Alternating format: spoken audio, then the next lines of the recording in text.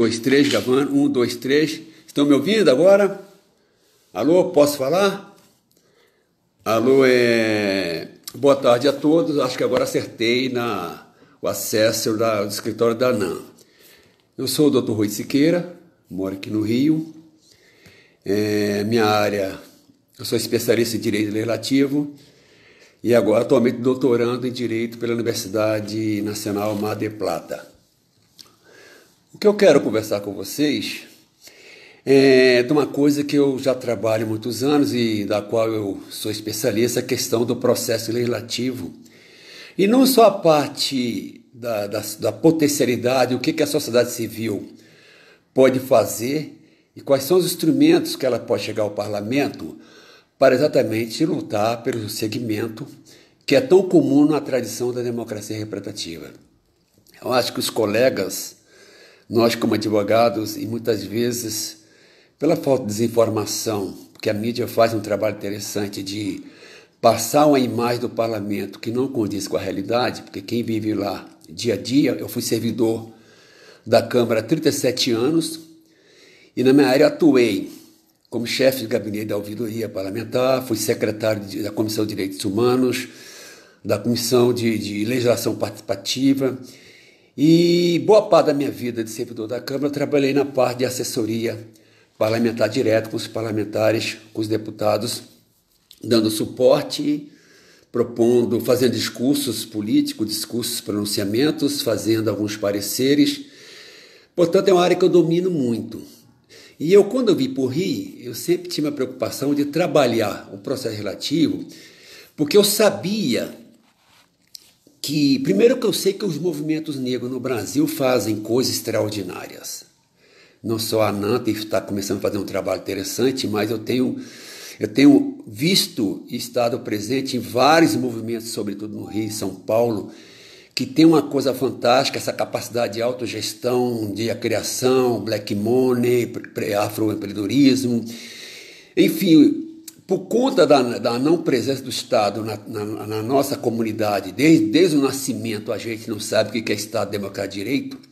Portanto, os direitos não nos alcançam do ponto de vista do sujeito de direito.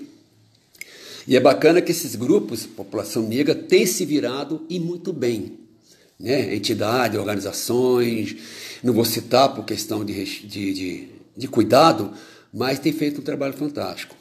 Por outro lado, eu era servidor da Câmara, secretário de algumas comissões estratégicas.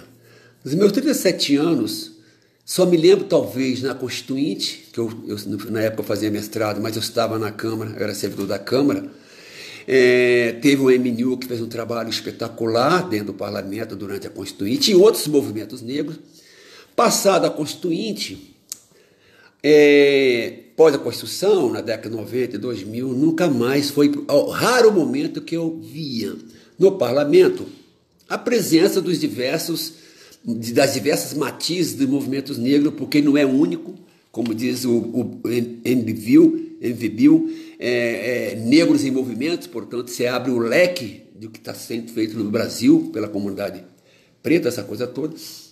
E eu sempre vi a ausência desse pessoal em alguns debates interessantes.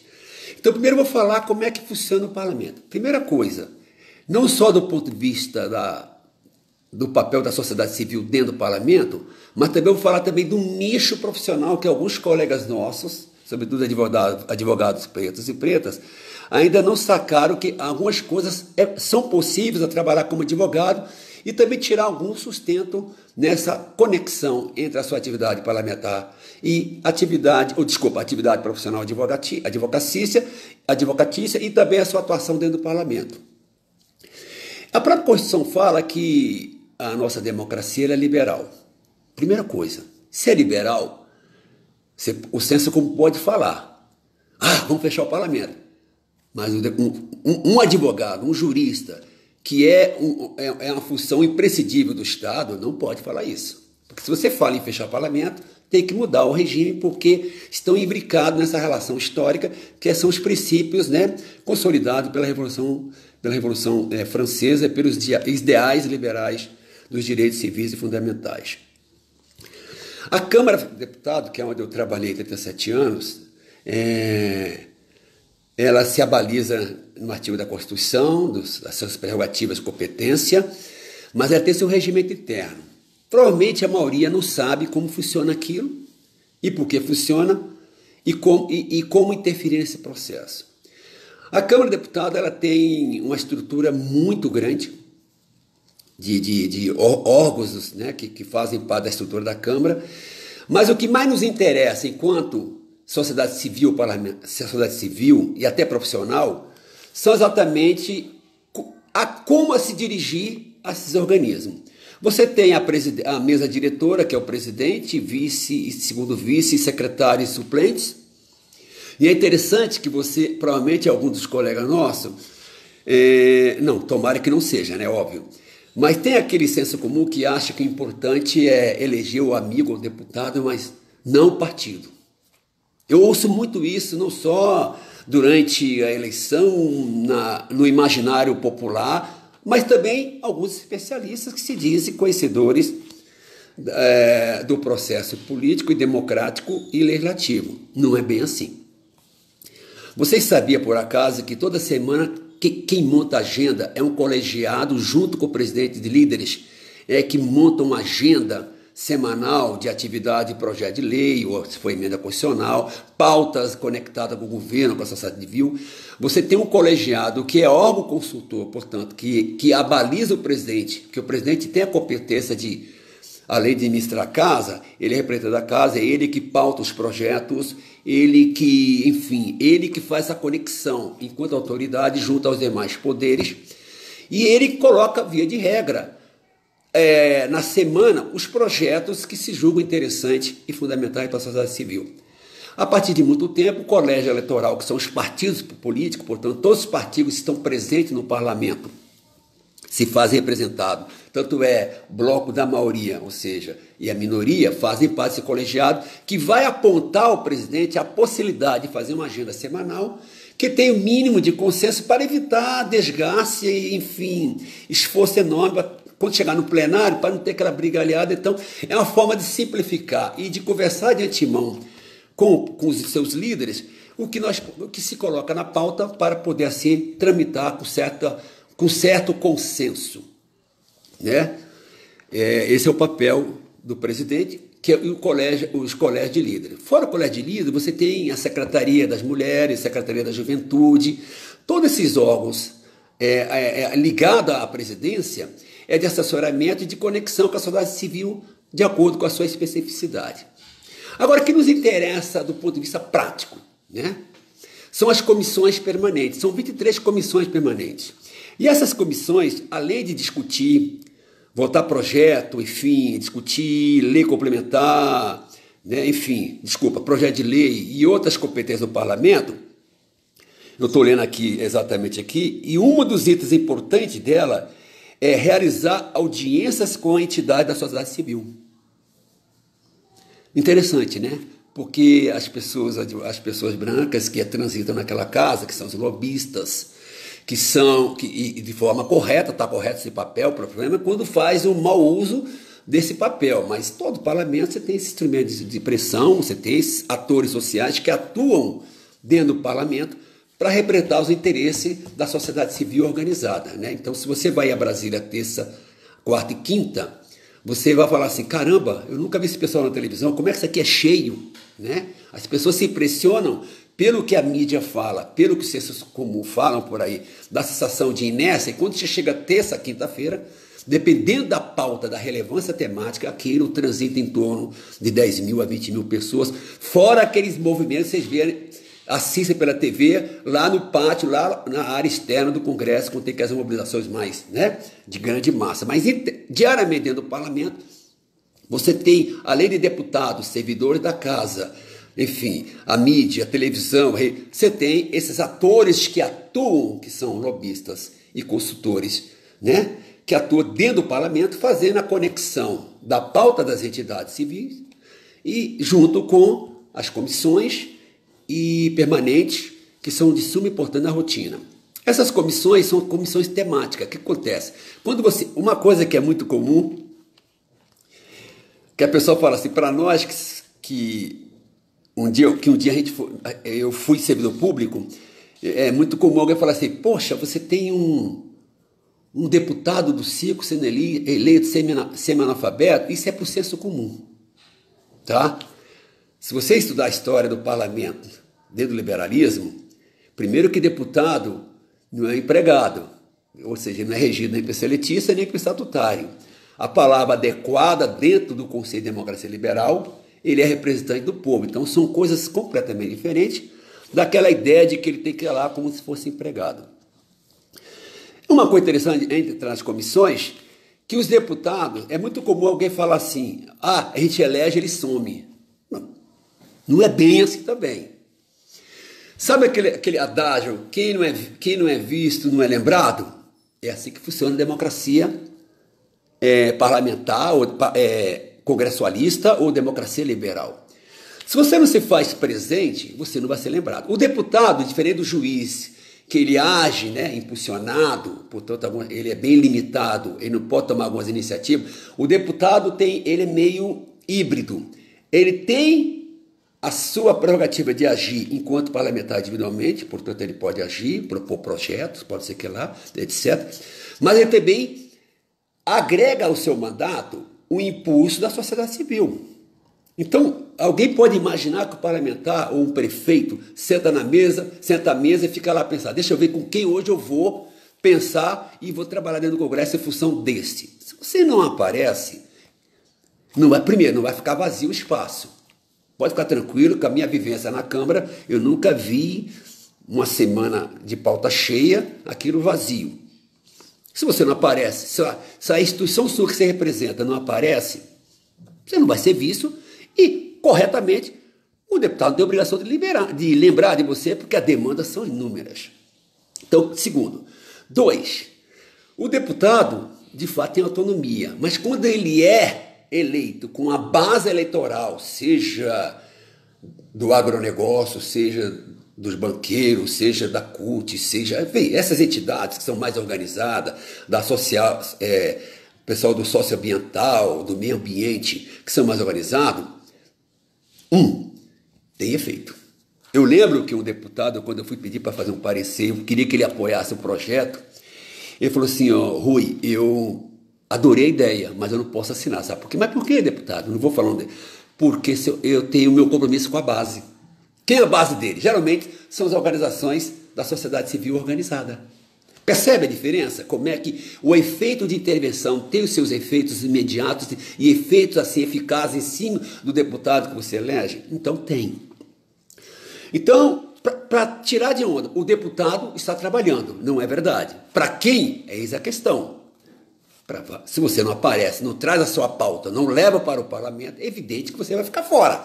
E nada de mal, porque a democracia, uma das características da democracia liberal é a participação da sociedade civil. Se você não participa, não se organiza, e essa organização não chega até lá, dificilmente o deputado vai lembrar da nossa pauta, ou outro segmento. O MST é muito bem organizado. Toda semana eu recebi o assessor parlamentar da assessoria do MST, me trazendo a sua demanda e como é que é essa coisa toda, né, quais são as pautas de interesse e como deveria interferir no processo legislativo. Então já desfaz isso, eles trabalham, seja de direita ou esquerda, a minha vivência dos 17 anos, eles trabalham. A questão é, por que não trabalha para você? Porque, segundo, se você não falar com ele, ele não vai lembrar de você, e nada de errado você não lembrar de você, porque a gente não dá conta de tudo, não tem como. Geralmente se dá conta de uma pauta, de uma intervenção, quem tem uma vivência, quem está lá diariamente colocando a sua cara enquanto instituição para poder atuar.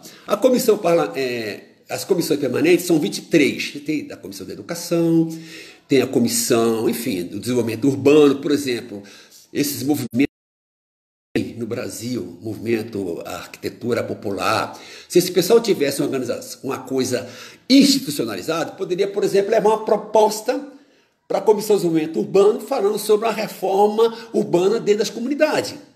Você acha que vai esperar que um dos deputados que está eleito lá, que representa as construtoras, vai lembrar disso? Se você não for, ele não vai fazer, e quem está lá também dificilmente vai lembrar, porque você não fez a sua força de pressão em cima dos parlamentares. Agora, tem duas comissões que nos interessam enquanto associação e seja qualquer associação de movimentos, sobretudo nós pretos, que a gente, via de regra, fica indiferente ao parlamento, achando que a gente pode andar sozinho, em parte sim, mas se a gente quer mais eficácia, aí é imprescindível atuar dentro do parlamento. Que é a Comissão de Direitos Humanos e a Comissão de Legislação Participativa. A Direitos Humanos, conforme o regimento fala, a sociedade civil pode demandar. Ah, mas não, sei lá, meu movimento aqui negro do bairro aqui não tem dinheiro para ir a Brasília. Nenhum problema. Isso não é o problema.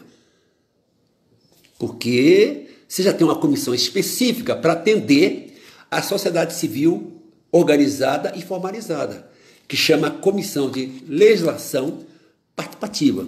Se a gente entrar no link lá da Câmara e lá ver as comissões permanentes e ver lá, Comissão de Legislação Participativa, vai dizer para você quais são os requisitos para que a sua entidade formalize o seu pedido de participação, né, dentro dessa comissão. E qual é a vantagem dessa comissão das demais? Eu trabalhei nela por 2 mandatos, como secretário, é que no momento que você tem a sua organização institucionalizada, formalizada juridicamente, aqueles critérios, né, estatuto, aquela coisa toda, não vou falar, você passa a ser uma espécie de um parlamentar, como se fosse, se tem 503 deputados, seria 504. Ou seja, tudo que você leva para aquele lugar, para aquela comissão, vira objeto de análise nas reuniões diárias. É imperativo. Enquanto nas demais comissões os deputados são praticamente os atores principais, na Comissão de Legislação Participativa, os atores principais são organizações e entidades civis. Portanto, se você faz uma proposta para a advocacia negra, eu até pensei, caramba, se tivesse organização, se tivesse uma, né, tempos atrás da ANAM, se tivesse uma instituição formalizada, a gente poderia promover em Brasília, por exemplo, um debate para fazer uma reforma no curso de Direito que pudesse colocar dentro do curso Direito Racial e Direito Legislativo. Porque nós, enquanto advogados negros, a gente não está presente lá, e os advogados brancos, de ciência política, são os atores mais demandados pela qualidade da sua formação para dar pareceres. Tá? Então, são muito importantes. Então, assim, se a gente, a partir de então, se a gente toma consciência que a gente pode entrar no parlamento, discutir nossa demanda e levá-la, e tem mais, chama sugestão de projeto de lei, chama sugestão de audiência pública, chama sugestão de um seminário. E vocês sabiam de uma coisa interessante? Boa parte dessas sugestões que você propõe, sobretudo audiências públicas, seminário, debates na casa, essa coisa toda, seja qualquer temática, uma vez aprovado os nomes dos palestrantes que você propõe para participar do evento, uma vez aprovado a sua sugestão pelo colegiado, que são os deputados, membros da comissão, a comissão assume essa iniciativa e ela banca todos os custos operacionais e financeiros para poder realizar o evento. Ou seja, para a associação, ou movimento, ou instituto, enfim, segmento negro, custo zero. Então já desfaz aquela ideia, puxa vida, a gente está com pouco dinheiro, né? Sabe como é que é preto, tem pouco dinheiro? Isso eu uso muito aqui no Rio. Eu falo para muita gente, eu tenho minha cabeça de branco porque eu trabalhei 37 anos na Câmara e eu sei como funciona, que muitas coisas que se chora, se ele soubesse antes, não precisava, não esperaria e estaria fazendo. Então, o primeiro dado importante para a ANAM, e sobretudo ela sendo a associação nacional, que ganha um corpo, né? Porque você chega no parlamento, você vai começar a conversar com o presidente da comissão, imagine, sei lá, a doutora Ângela aqui do Rio, resolve ir a Brasília para conversar uma pauta que interessa a advocacia, junto com o presidente, chega lá na comissão, por exemplo, de educação, quer conversar com o presidente para discutir uma proposta que a comissão pudesse dar apoio à ANAM, que pudesse colocar nos cursos de direito racial e essa coisa toda. Primeira coisa que eles fazem quando você chega em Brasília, gente, olha, é assim que funciona, ó. Presta atenção. O presidente da comissão, seja permanente, presidente de qualquer órgão da Câmara, seja o presidente da Câmara, seja o presidente da comissão parlamentar de inquérito, seja o presidente da comissão temporária, aquelas comissões que você propõe para ter um tema específico e discutir com tempo de início e fim. Primeira coisa, se você chegar lá em nome da associação, eles querem saber, você representa o quê? E sabe o que você leva para ele?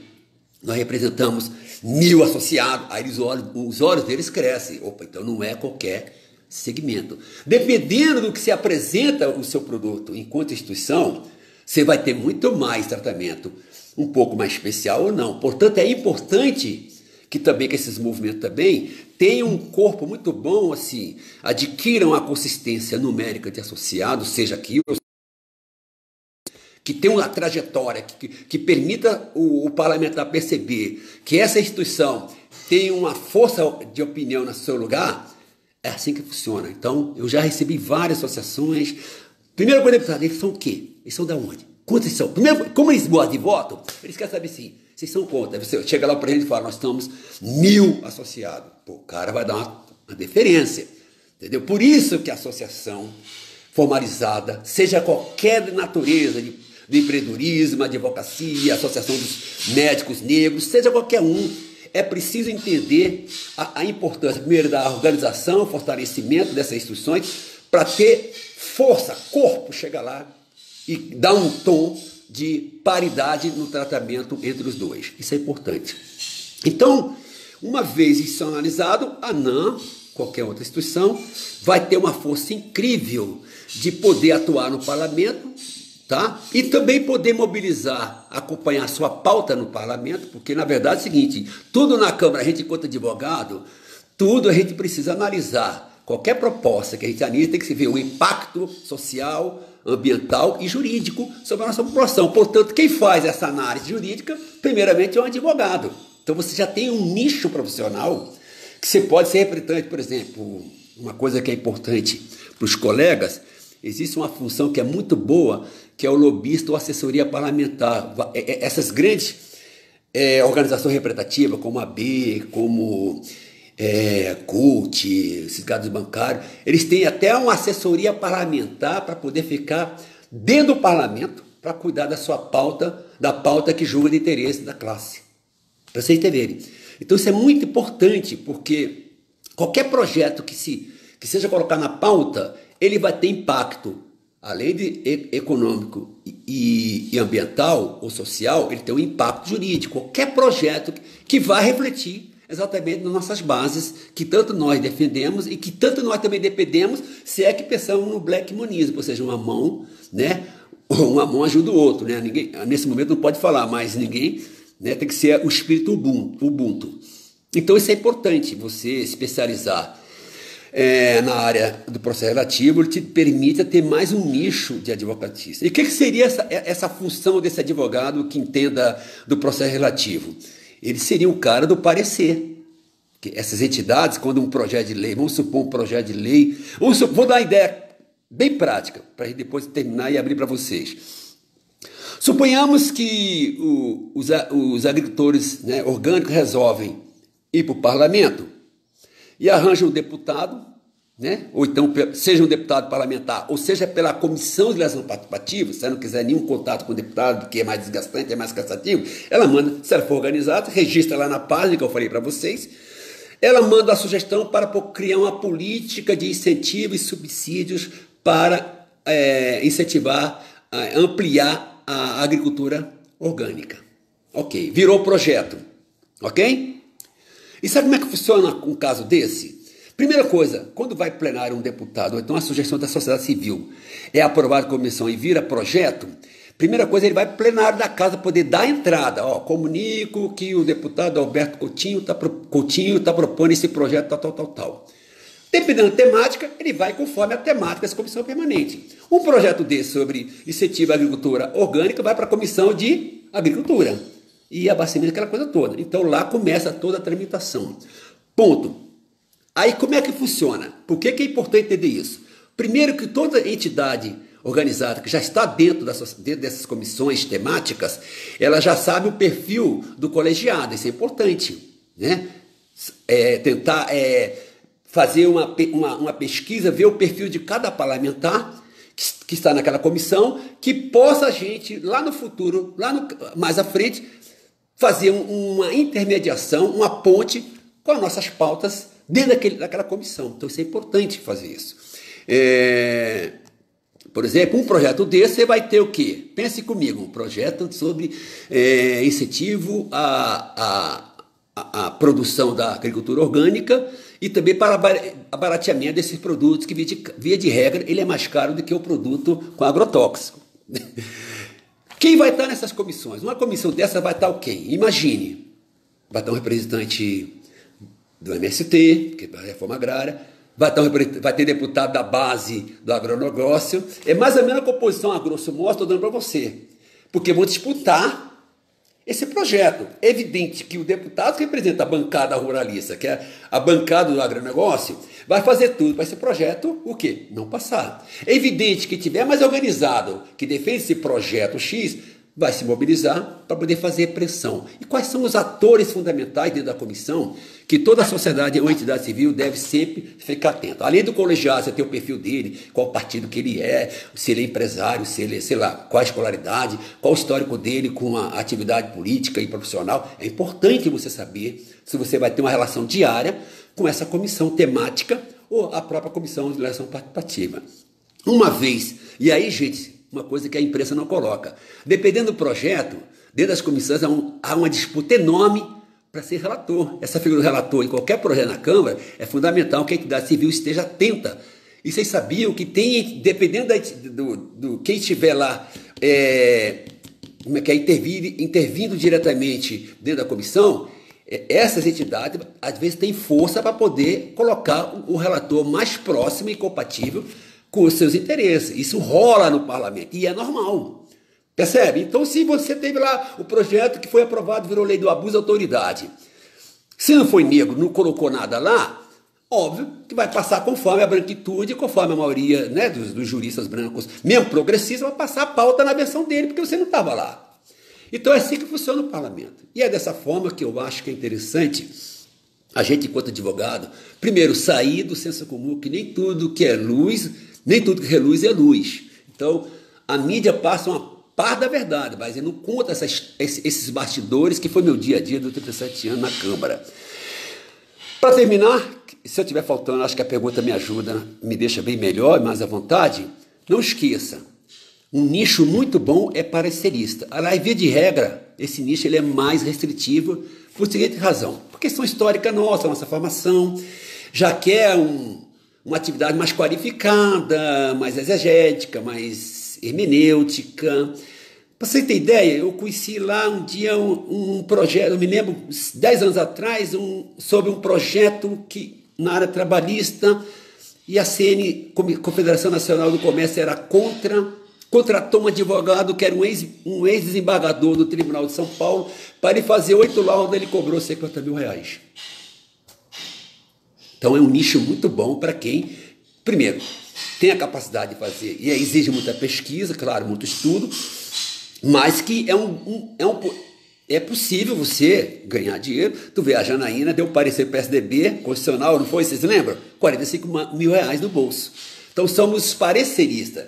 É uma profissão um pouco ainda explorada pela advocacia no geral, porque geralmente fica naquela tradicional, e sabe, você ficar na tradicional, o seu mercado, além de ser canino a competição, o seu preço às vezes é obrigado a cair, porque é tanta competição. Então, procure ver outras áreas que o processo relativo te permite. Você ser assessor de um parlamentar, puder cuidar dos projetos dele, dando sempre parecer, porque geralmente se ele é relator, ele pode procurar alguns atores fundamentais. Primeiro, na Câmara tem uma consultoria legislativa que é uma das melhores quadras do Brasil. Não é à toa que é o melhor salário, né? Não é à toa que tem gente que larga o cargo de juiz, larga o cargo de delegado, vai fazer esse concurso porque é altamente concorrido. Acho que o salário hoje é uns 40 mil, não sei, bruto. Mas os caras são especializados para poder elaborar o projeto. Lembra que eu falei no início que para a democracia congressualista, não se confunda esse lugar como se fosse uma empresa. Por favor, tire essa ideia.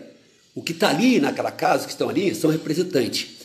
Se o deputado é analfabeto ou não, esse não é a essência e o espírito do parlamento. A essência e o espírito do parlamento é só a matéria-prima de ideia. E ideia não passa pela faculdade, é o que você tem na cabeça. Eu lembro que, primeira vez o Tirica, né, foi eleito, né, me procurou. Sabe o que aconteceu? Se não fosse aquele cara que todo mundo riu dele, você não teria hoje algum garantia trabalhista que ele permitiu para os trabalhadores circense. Quer dizer, um cara com poucos estudos, que deu a ideia que o direito dos trabalhadores também pudesse permitir alguns requisitos que seja extensivo aos trabalhadores do circo, entendeu? Virou lei.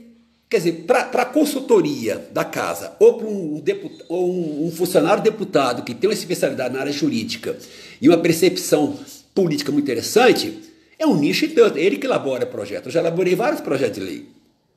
Percebe? Essa mão de obra, ela é muito requisitada na casa e é muito deficiente e assim, deficitária em termos da procura e oferta. Tem deputado que não consegue, porque se o deputado quiser elaborar um projeto de lei ou um discurso para amanhã na consultoria, ele não vai conseguir, porque a demanda é enorme, são 503, portanto esse assessor parlamentar dele direto vai lhe permitir ter algum tempo, ganho em tempo real em relação à sua demanda, que a comissão, infelizmente, não tem como fazer isso no mesmo tempo para os 503 deputados. Então é uma área muito boa para quem quer ser advogado, ser paracerista e também dar assessoria jurídica para o parlamentar. Claro, aí vai depender, entendeu? É uma escolha subjetiva, óbvio. Claro, o deputado vai colocar alguém de sua confiança, mas se apresenta, coloca o currículo, especialista no processo relativo, eu conheço como roda, como é que... Então, num curso futuro, a gente pode dar um curso que seria 6 meses, pensando nisso, para a gente trabalhar melhor, porque aqui é meramente uma palestra, então eu não quero me estender. Então, eu paro por aqui. Eu sou ainda meio estrambelhando em relação à Câmara, não sou muito familiarizado com isso, mas eu deixei aberto, se alguém quiser alguma pergunta a fazer. E eu só sei uma coisa, a associação está em caminho certo, né, de poder se consolidar, eu torço por isso, podemos ter, né, nós temos as diferenças, todo mundo, e é bom que tenha, mas o mais importante é que a comissão, que a associação e outros movimentos negros tenham consciência que é importantíssimo ter a conexão, além da sua atividade diária, doméstica, mas é imprescindível também que avance e saiba interferir nos poderes públicos, no processo relativo, no processo judiciário, no processo constitucional, que já é outra história, né? A segunda instância para depois especial extraordinário, já requer uma qualificação enorme. Eu adoro mais trabalhar na segunda instância, que é apresentar tese, né? Eu gosto muito mais, mas assim, são lugares que requer mais qualificação. Eu acho que a ANAN está atento a isso, e já eu tenho percebido a ideia de todos os associados exatamente querer qualificar, para poder exatamente entrar nesses nichos que ainda é cartorial, e a maioria é branca, porque, claro, ele é preparado para isso, para lidar com essa segunda instância, que via de regra, né, dependendo da ação, você consegue lograr um bom honorário e um bom nome que você pode construir enquanto parecerista. A gente pode pensar nisso, está em aberto, que não está fechado, a palestra é só um ponto de partida. Eu quero agradecer o doutor Estevão, a doutora Ângela, o Alberto, que me ajudou muito, essas duas pessoas, poder como entrar nesse ao vivo, que eu sou um analfabeto digital, eu só gosto de escrever, e fiquem abertos a qualquer pergunta, se alguém quiser fazer alguma coisa, algum questionamento, me coloco à disposição. Por favor, tire da cabeça, não existe democracia sem parlamento. Como dizia o antigo Ulisses Guimarães, ruim com ele, pior sem ele. Eu vivi isso na ditadura militar, que eu tenho vou fazer 62 anos, e eu vivi esse período, e eu estou vendo agora que tem muita semelhança. Então, defendo a democracia. E o melhor lugar para fazer o contraponto é o parlamento. Tanto é que quando ele foi eleito o presidente atual, algumas pessoas me procuraram preocupadas, falaram, relaxa, porque o Brasil é uma democracia presidencial, mas é relativa, porque é o parlamento, no final das contas, que dá a última palavra. Tá? Então fica tranquila, porque até muitas coisas que foram para o parlamento, eles modificaram esses 2 anos para cá. Tá? Quem está acompanhando a casa, como eu estou acompanhando, a lei de abuso de autoridade, quando ele botou lá, lembra, o Moro colocou a ideia da ilicitude, agir por comoção, lembra? Caiu da lei. Então, assim, são ganhos pequenos, mas se a gente estiver lá dentro, tornam maiores. Beleza? Posso parar? Doutor Ângelo, posso parar? Como é que é isso aqui? Eu não entendo. Alô? Alô, alô? Então, bem, se alguém tiver pergunta, não estou vendo aqui nada, eu paro por aqui. Se a gente pode pensar futuramente num curso sobre processo relativo, geralmente um semestre é suficiente para a gente pegar o regimento interno, a Constituição, fazer simulados, né, um parlamento, né, como é que é o dia a dia para mostrar a vocês, né, porque há outra coisa. A Câmara tem 2 projetos institucionais que eu acho que o povo negro precisa saber. Primeira coisa, acessa sempre semanalmente na página da Câmara e Senado, que lá é a fonte de matéria-prima, inclusive para a mídia. Você sabia que na Câmara tem lá um setor que é da mídia? Tá? Então, é obrigatório o advogado ver as pautas semanais, porque vai que ele acha um projeto que ele acha interessante, traga para a gente, ou ele vai fazer essa intervenção direta com o parlamentar que ele conhece, enfim, com o partido que ele tem mais intimidade, essa coisa toda, entendeu? Então é importante nisso. Chama-se o projeto... como é que é o nome do projeto? É o projeto... desculpa, gente. Projeto que a Câmara oferece para alunos do do ensino médio público, que ele pode concorrer a essa vaga, que é um programa com esse grupo de adolescentes do Brasil todo, de ensino médio, que pode participar de um programa... Parla Jovem. Pronto, vai lá na internet e veja como é que é. Parla Jovem. É um programa para poder abrir para a sociedade civil, para que esses alunos de ensino médio concorra a uma vaga de um parlamentar cover, né? Ou seja, ele propõe uma ideia, um projeto de lei, ele é orientado junto com o professor da escola. Se ele for selecionado, vamos supor que vocês conheçam aí, pessoal do ensino médio, entra, se inscreva lá, você pode ajudar a elaborar um projeto. Se ele for escolhido para participar desse programa, que é uma semana em Brasília, desde que ele sai do aeroporto até a Câmara, todo o curso é da Câmara. Ele não vai pagar nada. Alimentação, hospedagem, passagem aérea, essa coisa toda. Vocês sabiam disso? Pois é, está na página da Câmara. Entendeu? Está lá disponível. Ou seja, a branquitude pega geral. Eu fui professor dessa galera. Porque eles, sabe, a gente fica brincando, tô pé da vida, vou largar esse parlamento, não quero saber disso. Não faz isso. Vai lá e descubra se há meio de como você fazer esse contraponto. Porque tudo que eles querem é afastar a população negra, a população periférica, dos debates e da intervenção no processo relativo. Eles tudo querem, não. Na verdade, a gente também não vai, né? Eles não vão ensinar, sabe? É igual o direito, né? Ninguém pode alegar inocência na forma da lei, aquela coisa toda. É a mesma coisa. O problema é teu. Então é importante que você acesse essas páginas da Câmara diariamente para ver os programas, o que está disponível. Tem muito documento bons lá para você pode tirar como matéria-prima para o seu trabalho do dia a dia como advogado, para fazer uma argumentação. Tem muito projeto de nosso interesse na área de direito racial, direito... Enfim, nós temos uma demanda enorme para poder trabalhar e consolidar a advocacia negra no Brasil. Isso é certo. Tá? E não só isso, que é possível a gente construir uma organização poderosa, forte, que permita-nos finalmente um dia a ter uma intervenção direta, não só no processo relativo, mas também na própria AB, de maneira, né, óbvio, respeitosa, como você tem o Instituto dos Advogados, você tem o Instituto dos Advogados Tributários, não tem isso tudo, são organizados. Então nós estamos organizando como também uma extensão, como fosse uma complementariedade da atividade da OAB, que nos representa na totalidade, tá bom? Então, não deixe de acessar semanalmente as páginas da Câmara e do Senado. Tem muita coisa boa, gente. Eu cresci na Câmara, quando entrei, eu só tinha 2º grau. Eu não tinha ideia que é aquilo, nos anos 80, afinal. E todo o meu crescimento intelectual, capital intelectual, advém da Câmara, e eu sou comprometido exatamente com essa minha militância de levar a população negra, seja os seus diversos segmentos, não me interessa, porque aqui não é política, é lá na nossa vida pessoal, para poder que esse segmento um dia ocupe de fato o parlamento. E agora de verdade, por último, eu estive em Brasília, tem 2 movimentos que foram fundamentais para mudar a proposta do Paulo Guedes sobre a reforma da Previdência, quando ele queria diminuir o BPC, que é o benefício continuado, né? São as pessoas que têm mais de 65 anos, que vários fatores desse país não conseguiram cumprir os seus 35 anos, agora 40 anos, como trabalhador, e no final da vida, para não morrer na indigência, sempre foi um salário mínimo. O governo queria encerrar o teto mínimo, salário mínimo, e começar com R$ 200. Graças a dois movimentos que começou a perceber como funciona o parlamento, numa audiência que eu estive em Brasília com o senador Paulo Paim, foi aberta, foram cruciais para que o parlamento voltasse atrás e derrubasse essa proposta e mantivesse a lei original.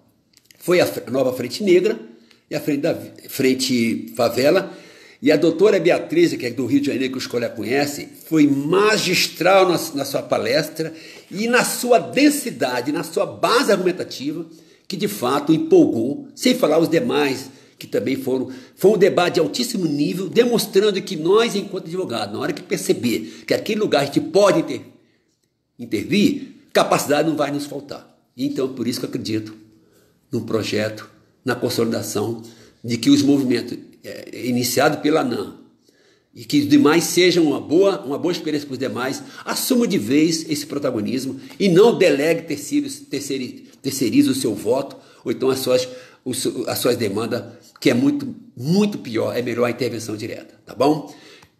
Ok? Depois a gente pode fazer um curso, tá tudo certo. Vou parar aqui que eu estou falando demais. Tá bom? Acabou, não posso ir embora, doutor Estevão? Eu não sei. Doutora Ângela, você que é minha chefe, pode ir embora ou não posso? Tem que falar mais? Deixa eu ver se eu acho pergunta aqui. Benefício de prestação continuada. É isso mesmo, Luanda. Doutora Luanda, desculpa. Eu estava em Brasília nessa audiência, e o Paulo Paim é meu amigo, nós trabalhamos junto, já tivemos junto em comissões de direitos humanos, é um grande parceiro nosso. A gente poderia demandar mais esse deputado, que é uma figura fantástica, e é uma figura altamente sensível, acessibilidade tranquila, não tem estrelismo. A gente pode demandá-lo, que ele vai adorar saber que a Associação da Advocacia Negra, até dos médicos, eu estou dando assessoria para a Associação dos Médicos e Médicas Negras do Brasil também, que está vindo forte. E vamos que vamos, gente, tá bom? Deixa eu ver, tal. Obrigado, doutora Ângela. Doutora Ângela é fantástica na área da adoção. Qualquer dia eu vou fazer um curso, eu espero que no Rio ela dê um curso aqui pra gente, né? Porque, pelo que ela fala, há uma demanda enorme nesse Brasil afora que se faz com essa questão de política de adoção. Doutor, tal. Não sei. Alberto, brigadão. Doutor Geraldo. Obrigado, doutor Geraldo, estamos juntos. Tá? Pode contar comigo, apesar que estou fazendo doutorado, gente, estou fazendo doutorado na Argentina, estou tentando falar ele espanhol, mas é muito difícil porque a gente confunde muito com o português. O doutor Eliane, minha amiga, nosso Wakanda, né? Não podemos esquecer, estamos sempre juntos. Enfim, é isso. Se alguém tiver perguntas, deixa eu ver se eu esqueci alguma coisa. Outra coisa, só para afinar, no parlamento não funciona o deputado, que é importante mais deputado do que o parlamento, do que o partido. O partido é mais importante, tá bom? Doutor Kwame, grande pessoa, obrigado pelo estímulo e queremos fazer mais, tá? Dar curso, tá? Que eu acho que é importante. Eu quero que vocês ganhem dinheiro também, gente. Não adianta ficar só no diarismo, tem que ganhar mesmo, porque com dinheiro eu sei que vocês amanhã vão ajudar outros pretos. Então, torço para ganhar dinheiro mesmo, tem que ganhar mesmo. E muito! Tá? Não se... Apenas vamos ser eternamente Ubuntu, né? Nós somos porque eu sou porque nós somos. Um ajudando o outro. É assim que a gente vai superar, algum momento, a autogestão, mas também sabendo intervir nesses poderes que são reservados não, estão guardados para poucos, porque os demais não foram lá buscar o seu lugar. Mas nós estamos acordando, tá bom, gente? O que eu faço? Sinceramente. Será que eu tenho mais coisas? Esqueci, deixa eu ver. Colega de lei, secretariado, tal, 23 comissões. Vocês conhecem a Comissão Parlamentar de Inquérito, né? Onde a comissão pode discutir um crime, ou um escândalo, uma denúncia de... A gente pode, por exemplo, obrigar que o tribunal do TCU as contas, se o governo está gastando, quais são a rubrica, para que lugar que vai, tudo isso a gente pode fazer uma vigilância, porque o Movimento Transparente Brasil faz, o Frente Favela está fazendo, vários segmentos estão fazendo, o Movimento Negro, o MNU, mas a gente precisa ampliar mais, mas chegar diretamente nesse lugar, que é um lugar, gente, democraticamente, onde o povo é um pouquinho melhor bem recebido dos demais poderes. Vocês sabem o que eu estou falando, né? Alguém já foi em Brasília? Vai um dia na Procuradoria-Geral da República. É um palacete, só você chegar já fica intimidado. Vai no TCU, a Câmara não, Judiciária. Câmara você chega lá, você não pode chegar sem camisa, né? Também nem regata, mas você pode chegar, sabendo chegar direito. Você tem amplo acesso onde você quiser dentro das comissões. Ninguém vai ficar atrás de você, tá? Ainda mais na minha época, quando era a Comissão de Direitos Humanos. Estou muito interessado no curso. Parabéns, doutor, e muito obrigado pela palestra. Ô, Luana, eu queria ter falado melhor, mas às vezes eu me perco quando eu falo negócio de ao vivo, sabe? É muito doido para mim. Eu acho que eu prefiro falar assim entre nós no botequim, porque eu xingo também, eu falo palavrão aqui, não vou falar pro colega, porque, né? Manter a etiqueta, essa coisa toda. Doutora Lívia Oliveira Gonzaga, parabéns, doutor. Fala do Parlamento Jovem, foi surpreendente. Ó, e vai lá, vocês já saem daqui e vejam o Parlamento Jovem. E tem outros ali que é praticamente universitário também, tá? O Parlamento Jovem, porque a Câmara me pagava além do meu salário para dar palestra para esses alunos que chegavam na Câmara. E ó, você vai ser deputado de comissão, você vai ser deputado do plenário, você vai ter todo. É como se fosse um teatro, você exercendo o seu mandato enquanto parlamentar. Entendeu? Acho que tem também um projeto universitário. Eu tenho que lembrar, porque já tem 3 anos que eu saí da Câmara, e eu sou pré-senil, então eu só lembro o momento, depois tem que voltar atrás. Deixa eu ver o que mais. Tem a Secretaria das Mulheres, que é um projeto interessante, da juventude, a gente pode apresentar projeto, enfim, essa coisa toda. A gente pode fazer muita coisa, elaborar projeto de lei, dar parecer. Se vocês tiverem um parecer, se quiser que eu envie para Brasília, eu levo lá, ó, doutor, a gente precisa melhorar, sei lá, a nova lei da autoridade contra abuso de autoridade, uma lei que, enfim, pune, morre igual na entrada dos tribunais, porque os advogados pretos são os que mais sofrem com essa dúvida, ser ou não ser advogado, né? Eles têm esse problema enorme, né? A gente pode pensar tudo isso. Acho que a ANAM poderia ter um corpo de assessoria parlamentar e jurídica que permitisse, claro, dentro das nossas limitações, porque vocês precisam, eu sou um cara já aposentado, então não dependo muito da advocacia. A advocacia, para mim, é uma coisa mais lúdica e mais estratégica. Doutora Eliane, o que é Parlamento Jovem? Você chegou agora, né? Posso repetir, gente? Parlamento Jovem é um projeto social e também pedagógico que você, quando clica lá na Câmara, é para a escola pública. Eu acho que é escola pública ainda. Não sei se mudou. Como eu saí tem 3 anos, mas vale a pena ler na página, fazer uma revisão, que lá está todo assim, inscrição, edital, quais são os critérios para você escrever, o que está exigindo para você. São alunos de escola pública. Então está toda a regra lá, está lá dentro. Entendeu? Por exemplo, eu sei de uns requisitos que esse aluno candidato apresente uma proposta que ele acha interessante, que possa virar lei, ele rascunha, vai lá tem tudo lá na Câmara, lá na página da Câmara. O formulário, ele vai ser, é bom que ele seja pela escola, tá? Porque acho que parece que a escola tem que acompanhar você, te ajudar nessa empreitada. Sendo você selecionado pela comissão julgadora lá na Câmara, o que acontece? Como é que eu vou para Brasília, né? Eu não tenho dinheiro. Ai, ferrou. Não, relaxa. Dinheiro não é problema. O único problema é você sair da sua casa até o aeroporto, seja do Galeão, aqui no Rio, ou Santos Dumont, ou seja Congonhas, ou lá o Galhuro, qualquer aeroporto, é da sua casa a esse aeroporto. Na hora que você põe o pé no aeroporto, você entrou no avião, na hora que você vai para o aeroporto, você já vai com a passagem paga pela Câmara. E de volta. É 1 semana o projeto. 1 semana. Chegando em Brasília, no aeroporto, você não vai ficar sozinho. Nossa, mãe, vai ter lá uma equipe, né, de logística da Câmara que é muito boa, vai mostrar a placa, aquela coisa do aeroporto, né? Põe lá fulano, aí você vai ver. Ele, a partir dali, a partir do que você sai de sua casa, do aeroporto do Rio até Brasília, é tudo a responsabilidade da Câmara e também do ponto de vista econômico e financeiro também. Ou seja, você não vai gastar nada. Você já vai com a hospedagem garantida, já vai com a alimentação garantida e já vai com a passagem de volta garantida. Se você quiser levar um dinheirinho, mas você fica praticamente 1 semana, manhã e tarde, o dia todo na Câmara, de terno. Eles vão te orientar, vai ter que usar o terno, porque você vai ser um personagem como se fosse um parlamentar, vai exercer tudo que é no dia a dia de um parlamentar. Você vai escolher a comissão que você acha mais interessante, Percebe? Você vai ouvir palestras de deputados, de assessores da Câmara, como eu dei palestra várias vezes para o jovem. E aí você vai, pode ter certeza, gente. Uma coisa eu lembro muito bem, tem uma pesquisa na Câmara, quando esse menino esse jovem vai para a Câmara e volta, nunca mais a cabeça dele é a mesma que ele pensava sobre o parlamento. Aliás, quem vai a Brasília diariamente fica no parlamento, ele passa uma semana lá e olha assim, caramba, não é nada disso que eu imaginava.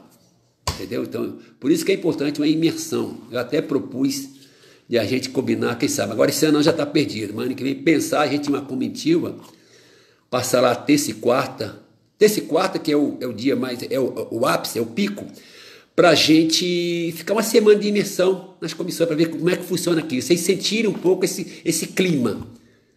Eles pedem uma imersão, né, de uma catarse. É muito legal. Eu me proponho, eu tenho uma kitnet em Brasília, enfim, posso deixar as meninas lá e os homens se viram depois, ver como é que faz, pensar alguma coisa nesse sentido, que a gente pudesse ir a Brasília, se apresentar nossas credenciais, né? Aí eu levaria para conversar com os lideranças de alguns partidos estratégicos, com alguns presidentes de comissão, tudo isso eu sei fazer porque eu fazia essa intermediação com só mais uma coisinha. Vocês lembram na minha época tinha LGBTQ, era só LGBT. Vou contar aqui uma coisa interessante. Eles foram a Brasília, resolveram fazer o beijaço. Tá, foi legal, chegou lá, aquela coisa, né? Um parlamento que é metade conservador, é metade, enfim, um pouco. Então, assim, houve um escândalo, houve uma reação, sabe, né? O beijaço. Tá, e um deles me procurou, não vou falar o nome dele, que é meu grande amigo, e a gente é um grande amigo, foi na comissão e sabia que, chegou lá, soube que eu era secretário da Comissão de Direitos Humanos e sabia que eu tinha essa conexão. Aliás, quando eu virei secretário, eu que trouxe boa parte das pautas em minoria dentro da Comissão de Direitos Humanos, em 2004. Até então, prevalecia aquela ideia, direitos humanos é o único ser, esse negócio de minoria, não tinha essa palavra minoria. E eu briguei muito com os deputados, óbvio, com aqueles que me apoiam, para poder incluir, porque eu dizia que o negro, o favelado, o índio, o gay, enfim, esse pessoal não estava incluso na concepção tradicional de direitos humanos. Então, a partir do momento que eu assumi como secretário, eu pautei essa agenda desse pessoal dentro da Câmara.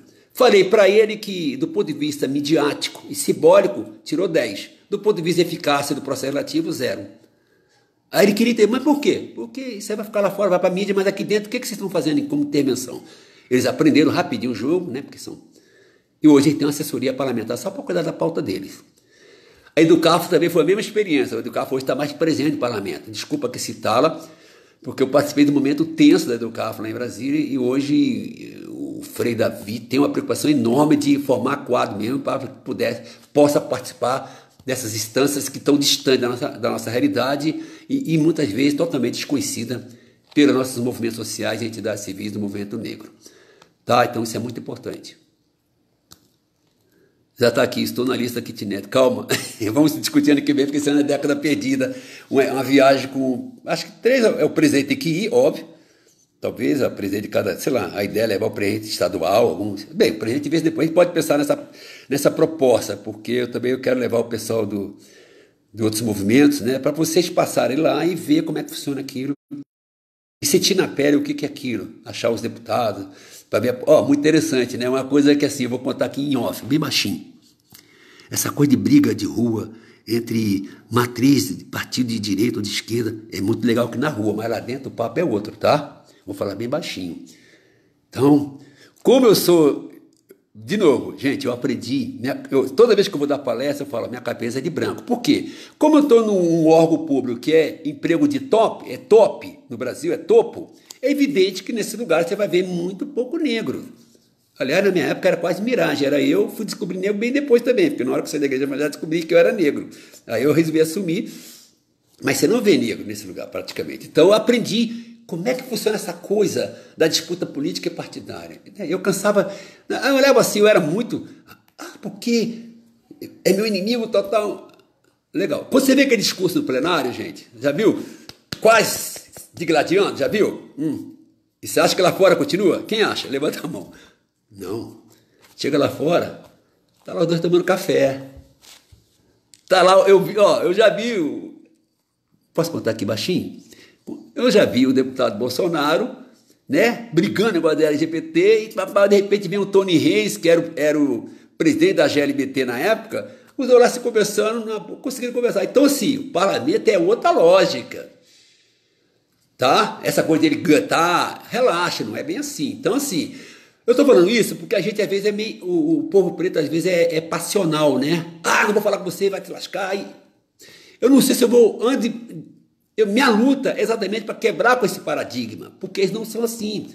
Os brancos não agem assim, gente. Eu cansei de estar lá dentro trabalhando, é outra lógica. A vez estava lá, hoje, não vou falar o nome do cara, dá vontade de falar, senhor presidente, vossa excelência, sabe aquela coisa, já viu, inflamada?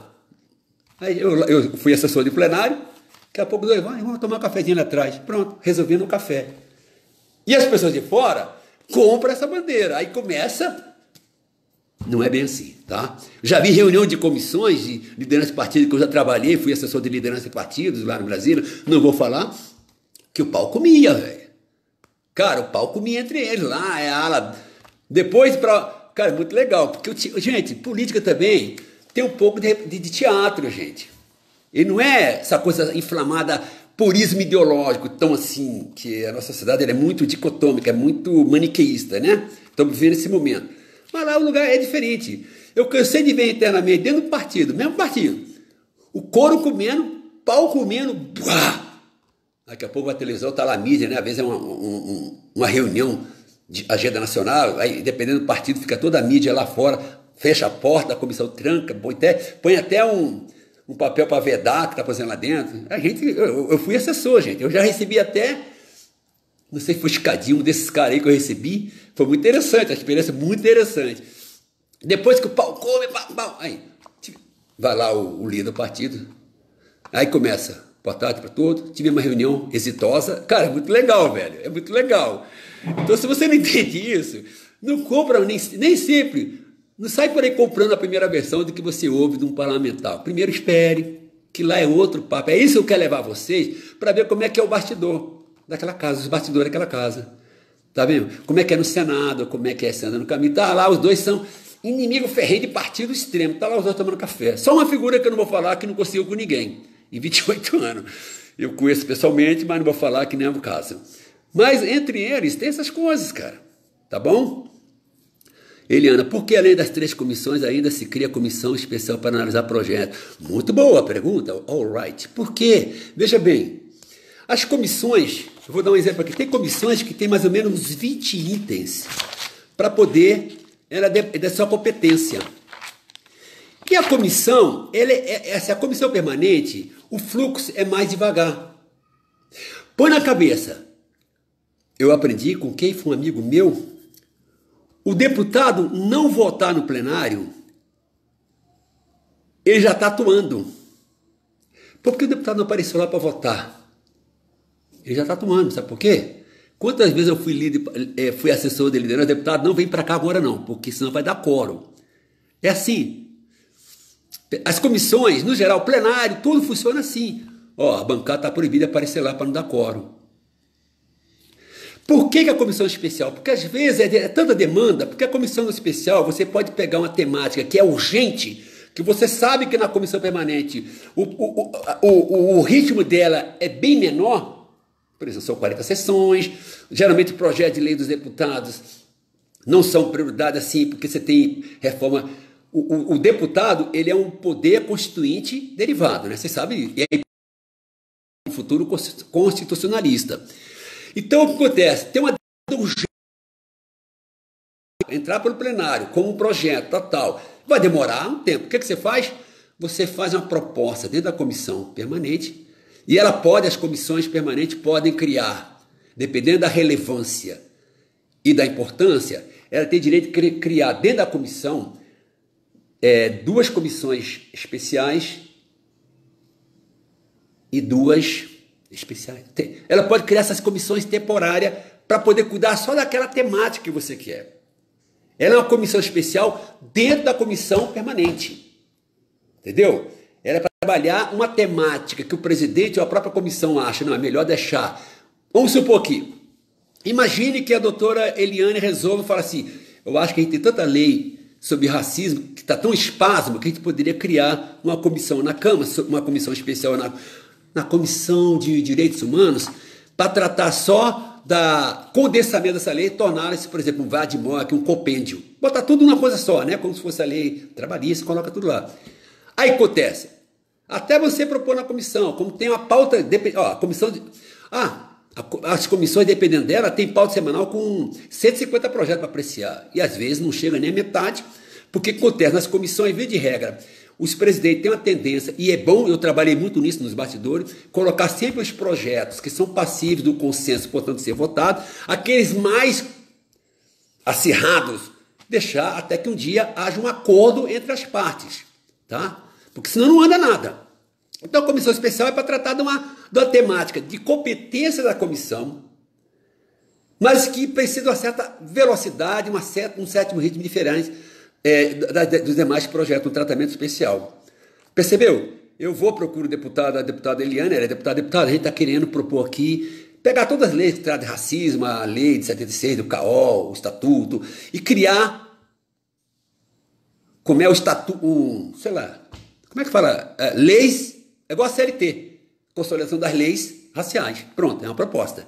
Aí vai trabalhar, vai fazer um projeto, vai trabalhar, vai discutir e cria lá e coloca e depois só vota, porque esse grupo de parlamentares, já designado pela comissão, ele vai exatamente trabalhar como proceder essa compilação e transformar em consolidação das leis raciais, para depois, numa reunião maior, aí passa rapidinho e já leva para o plenário para facilitar. Então, porque é muita coisa. Duas comissões são importantes que eu esqueci, que são fundamentais. A CCCJ, Comissão de Constitucionalidade, Juridicidade, talvez, e junto com a Comissão de Finanças e Tributação, são as duas comissões mais importantes da Casa. As demais comissões têm poder terminativo, ou seja, vota, mas não vai para o plenário direto. Todos os projetos, seja de natureza, uma proposta constitucional, seja um projeto ordinário do parlamentar, seja uma proposta de reforma, seja um tratado, por exemplo, um decreto legislativo, enfim, seja lei complementar, qualquer coisa, tudo que se passa nas comissões tem que passar pelo crivo da Comissão de Constituição e Justiça e Comissão de Finanças e Tributação. A palavra final, porque as demais têm pareceres terminativos, mas essas duas têm parecer terminativos e conclusivos, ou seja, se o projeto foi aprovado na comissão, vai para o plenário, se não, encerra ali. Por dois fatores. Você já viu? Oi, não sei o que aconteceu, saí.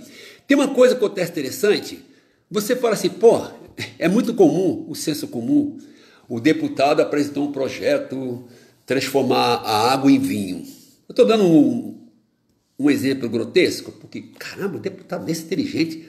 Gente, tudo que deputado apresenta, por mais absurdo seja, tem um significado do mandato dele. Eu já fiz projeto que o autor, falei, eu sei que não vai passar, Rui, porque eu sei que é absurdo. Sabe o que ele fala? Mas eu tenho que me justificar com a minha base. Por isso que essas duas comissões são terminativas e conclusivas, porque para poder fazer um projeto de lei tem que ter base constitucional, juridicidade e redação boa. Se você apresenta um projeto de despesa, tem que apontar o quê? Receita, então é finança e tributação. Um projeto que gere despesa, que se move em termos de possibilidade de gerar custo, despesa, comissão, finança e tributação. Tudo que possa vir ferir algum princípio constitucional ou legal é o CCJ. Então você pode pensar, pode fazer o que você quiser. Até porque para você prestar conta da sua base. Então é legítimo, tá? O deputado fez um projeto. Não, velho, entenda isso. Aquele projeto vai justificar a base dele. Ó, tá vendo? Fiz tudo.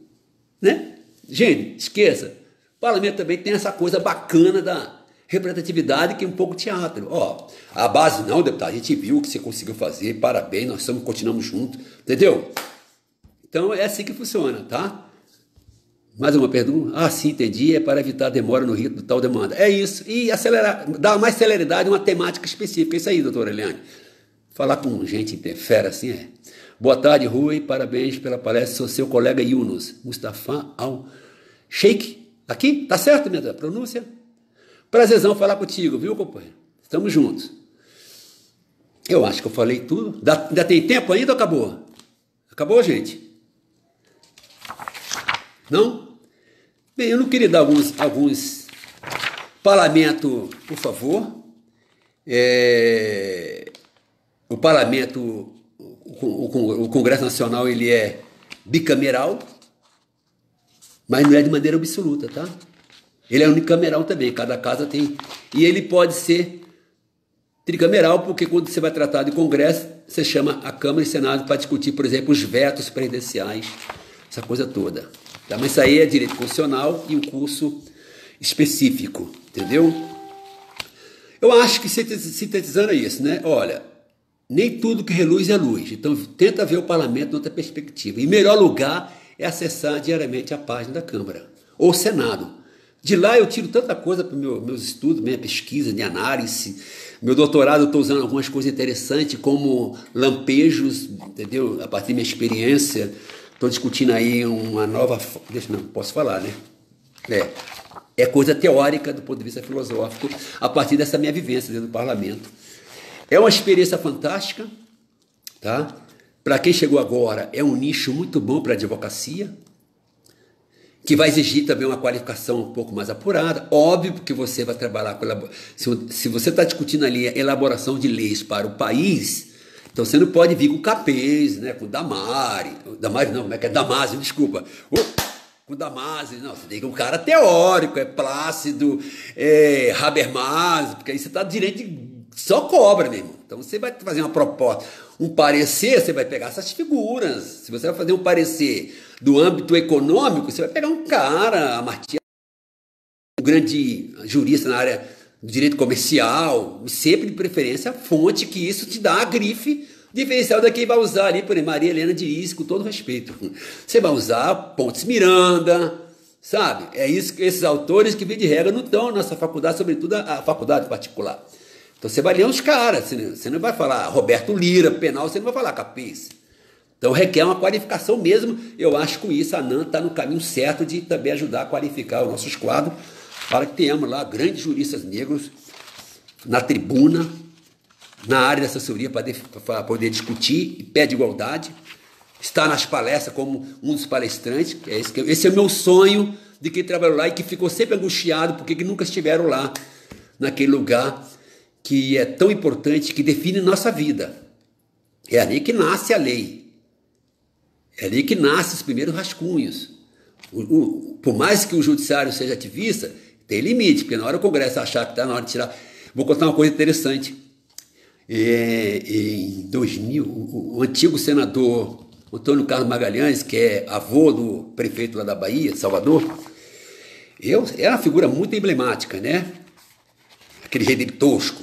E um dia chegou no... Eu estava exatamente no Senado, que eu estava assessorando, eu acho que eu era assessor da Benedita da Silva quando era senadora, não me lembro bem.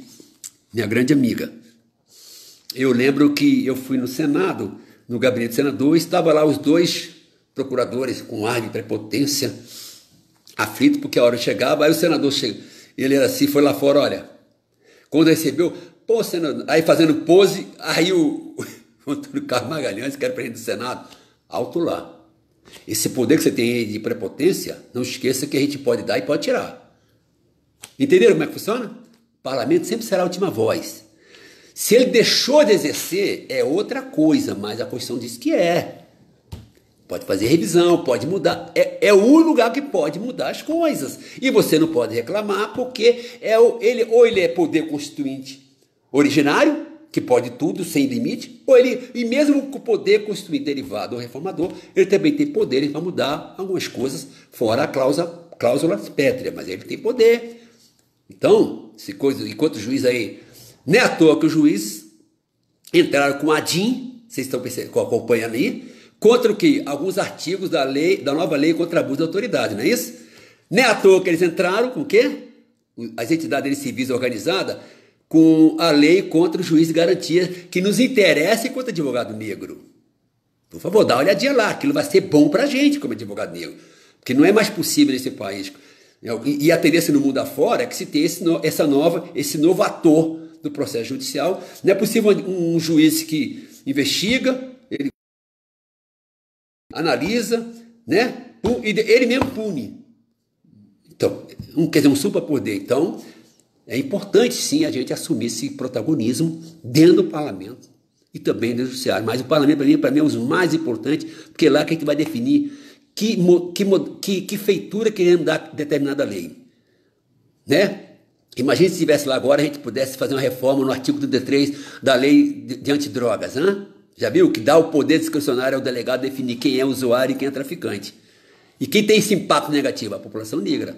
Se a gente, como advogado, entender isso, vai poder mudar, atuar no parlamento para que se pense uma outra forma de poder classificar quem é usuário e quem é traficante. Porque da modalidade como está na mão do delegado, da autoridade policial, vocês sabem quem está na cadeia.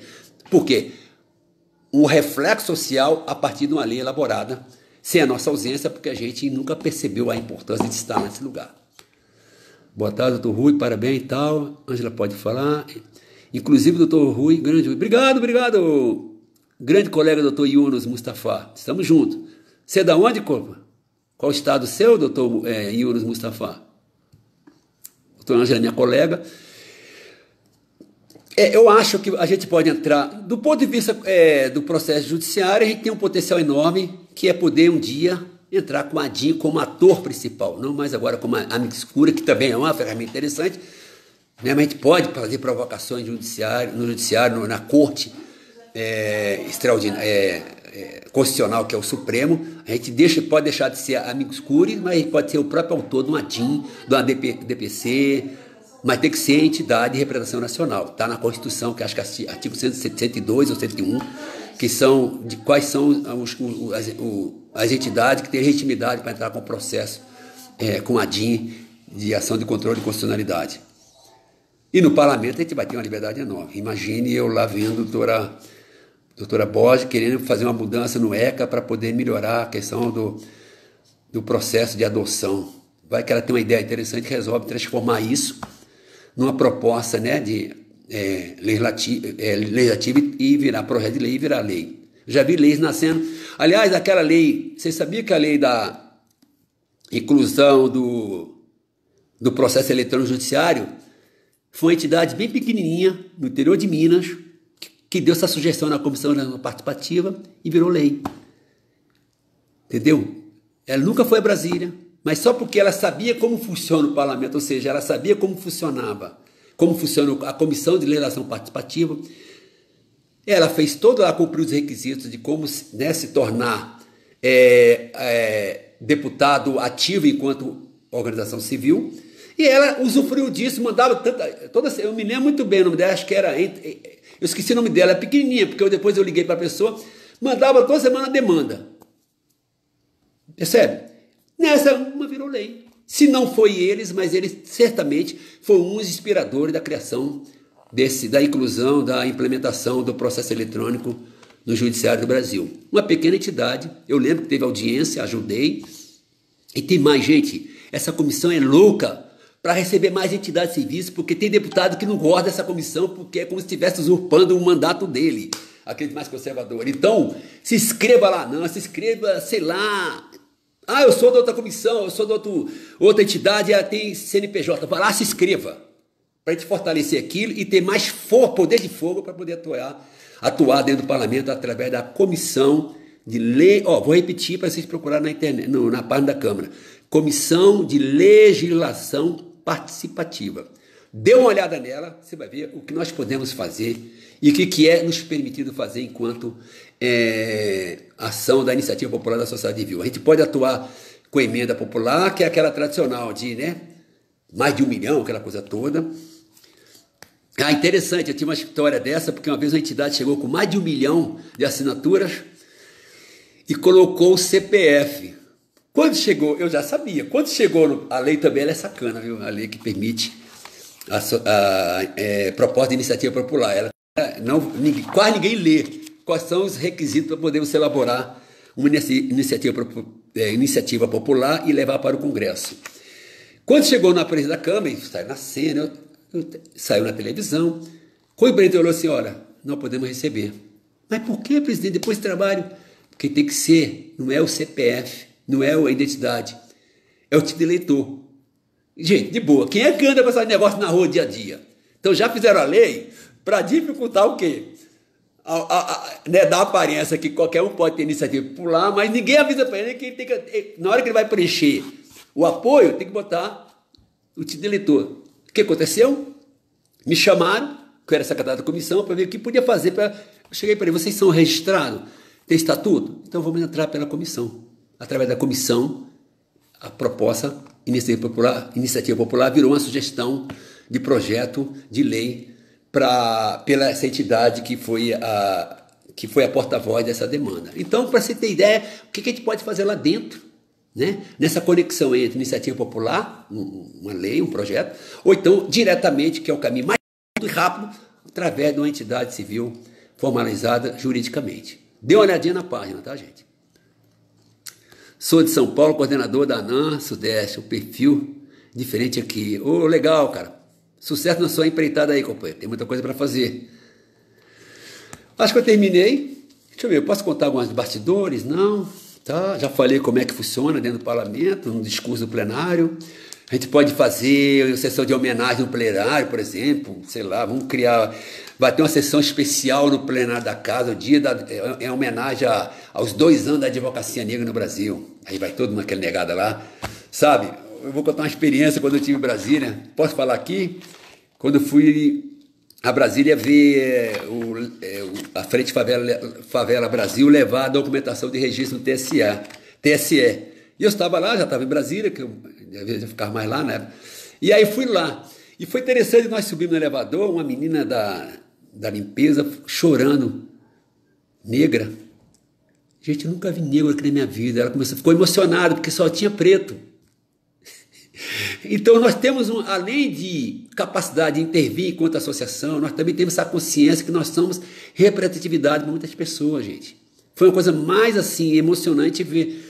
Ai, que dera que todo dia tivesse mais preto aqui. Ela falou com uma espontaneidade que a gente, abraçou, o pessoal abraçou.